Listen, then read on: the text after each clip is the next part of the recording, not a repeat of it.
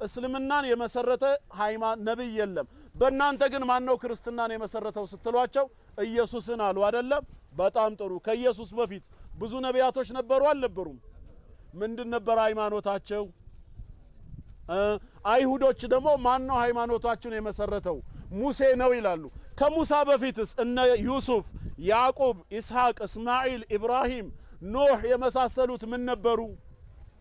እኛ ግን እስልምናን የመሰረተው ጌታ አላህ ነው የተጀመረውም በአደም ጊዜ ጀምሮ ነው ምንለው ስለዚህ እስልምና ከኋላ የመጣ ሳይሆን ከሁሉም በፊት የነበረ የቀደመ ነው ከኋላ የመጡት ነብዩ መሐመድ ሰለላሁ ዐለይሂ ወሰለም ናቸው እሳቸው ሃይማኖት መስራች ሳይሆኑ የእስልምና ሃይማኖት ተከታይ የሆኑ ሙስሊም ነብይ ናቸው እሳቸው ሃይማኖት አልመሰረቱም ወኡሚርቱ አን አኩነ ሚነል ሙስሊሚን ያሉት ከሙስሊሞች እንደሆን ታዝዣለሁ አሉ እንጂ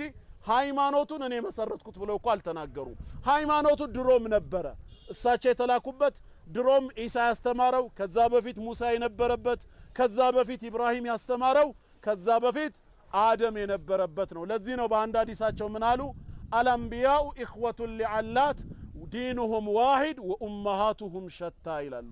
ነቢያቶች ሁሉ የአንድ አባት ልጆች ወንድማሞች ናቸው ሃይማኖታቸው አንድ ነው ህጋቸው ግን ይለያያል አሉ ሃይማኖቱ አንድ ነው እስልምና ነው ከአንድ ጌታ ሁለት ሃይማኖት ይወጣል እንዴ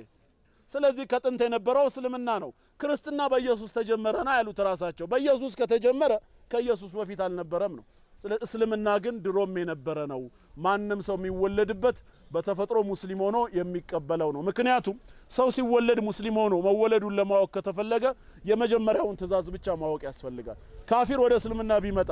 የመጀመሪያው ትእዛዝ ምንድነው ሻሃዳ ነው አይደል በሻሃዳ ካልሰለመ ቀጥታ ሰላት ቢሰግድ መቅቡል ነው ሰላቱ ተቀባይነት አለው መጀመሪያ መስለም አለበት እንዳትረሱ ይሄን ጥሩ እነሱን ጋር ምን ይድ ከእስልምና ወደ ኩፍር የሄደ ሰው መጀመሪያ ምንድነው የሚያደርጉት